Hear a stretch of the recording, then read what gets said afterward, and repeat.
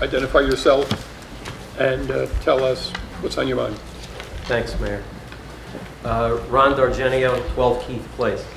At the last council meeting, I spoke regarding the S2 ordinance. And I used a term. I said deception. And I was called out on that, rightfully so. And I apologized. In referencing, I reference no individual. I'm speaking in terms of the entire governing process and how it works and how sometimes there can be difficulties.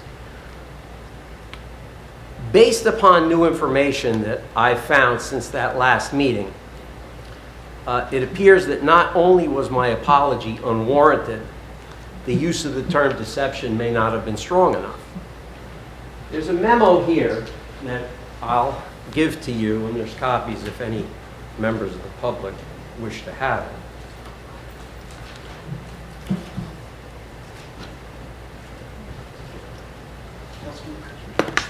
Sure. This memorandum is dated January the 9th, 2014. And it is from Catherine Gregory of Gregory Associates, who is a principal planner for Glen Park Village. And it is written to the Borough Glen Rock planner, Christine Caffone. And what the memo does is it lays out in excellent detail. It's a terrific memo, by the way, and I'll probably hire this woman sometimes because she did a great job. It lays out in great detail what Glen Park would like to do on Prospect Street in Glen Rock by the Sikh Temple. And it specifically points out why the existing S1 ordinance is not sufficient. And specifically, again, points out that 35 feet is not adequate and they need 45 feet. The first, well, in the introduction, they say, my client is seeking a zone change. Properties located at 569, 575 Prospect Street, Glen Rock, from the current A2 single-family zone to multifamily senior housing. Proposed, my client is seeking to change the current zoning of the property to a multifamily senior housing designation. So this is January of 2014. Clearly, this memo establishes a direct link between the S2 ordinance and Park Village project.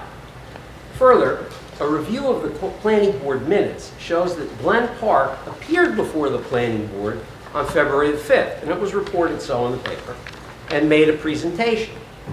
In fact, the minutes from that meeting of February the 5th say,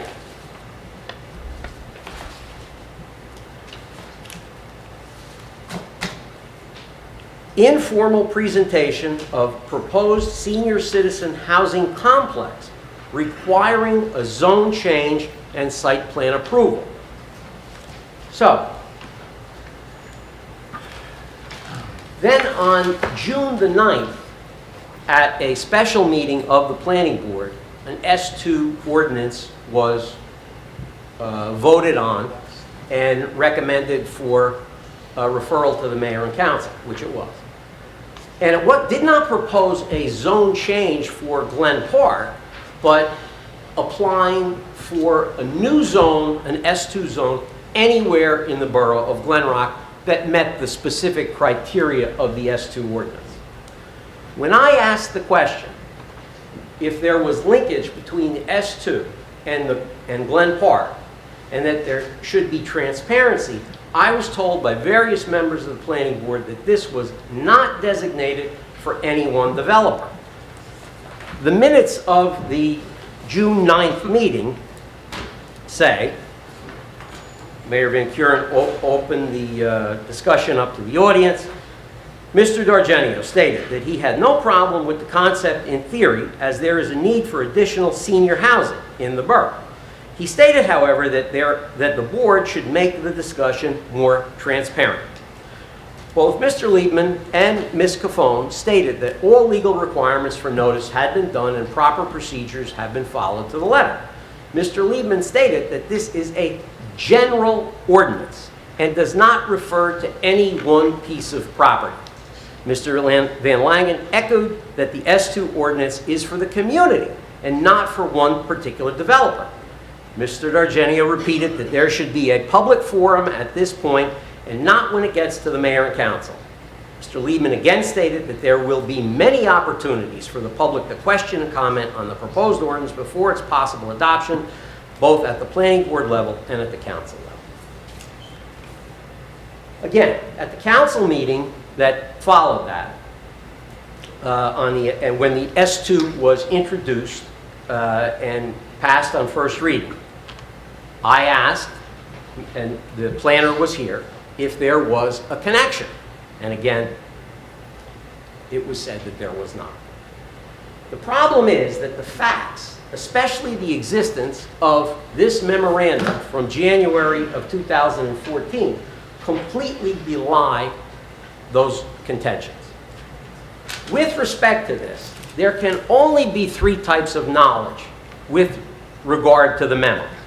Either someone knew about the memo and chose to deny a connection, in which case, I think that's a lie. Or someone knew about the memo and was content to say nothing when someone else lied about its existence or the connection. Or in the last case, someone didn't know about the memo at all. I suspect that most, possibly all of you, did not know about the memo. Because if you did, I think you'd be as angry as I am. And you know, Mike, I respect the fact that you put this off to September, and I think that's a good idea.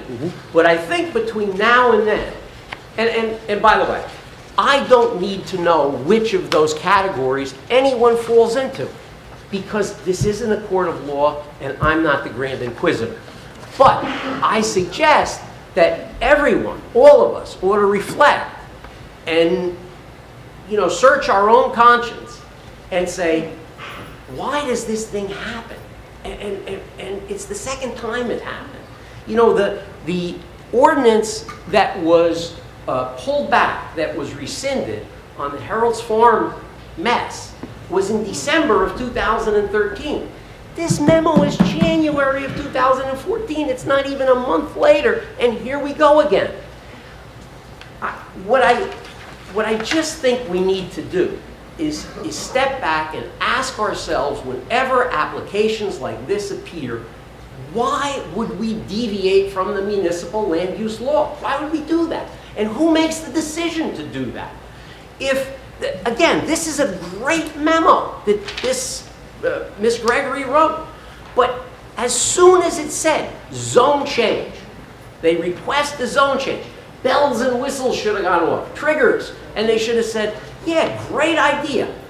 They should have written a letter back to the developer and said, present it to the mayor and council at a public hearing, ask for the zone change, and then if the mayor and council wants to refer it to a planning board for this specific piece of property, then do so. Change the zone. I think that it should remain at 35 feet for a number of reasons, not the least of which was the one I brought up at a work session regarding the fire department and the lack of the ability to fight a fire in a building that's 45 feet tall, lest we forget what recently happened, which fire I witnessed, unfortunately, and that was in the borough of Edgewater, when a building very similar to the one we're building here, much of it burned to the ground, and those poor firemen had to sit by and basically watch while it burned because they couldn't get their equipment around the building. It was a terrible, thank God there wasn't a huge loss of life. And Edgewater is a great town, but I like Glen Rock more.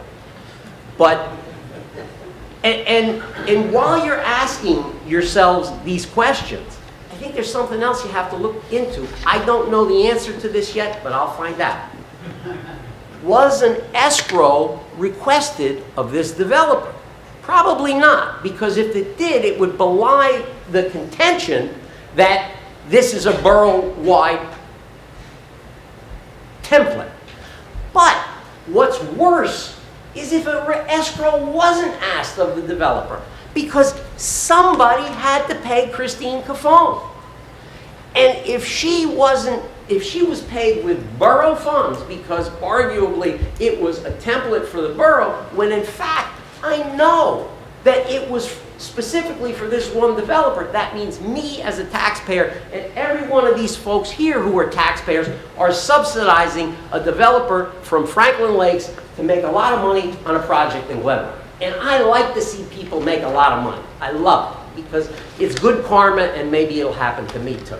But this, you know, we have to look at this and put it in the proper perspective. And is it so terrible if this gentleman gets a zone change to a zone that has heights of 35 feet, not 45 feet, and he goes to the zoning board or whatever and asks for a variance and state your case.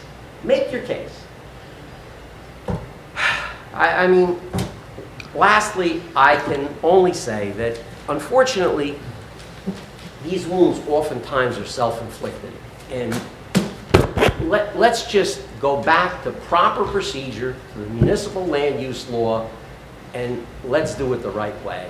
And I know that these things are done with the best of intentions and with good motivations.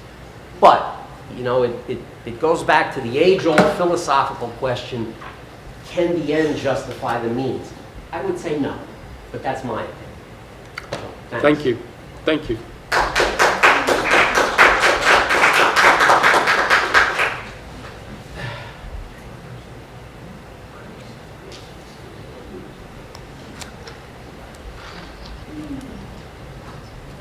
Bob Burslam, 426 Rock Road. Three quick items.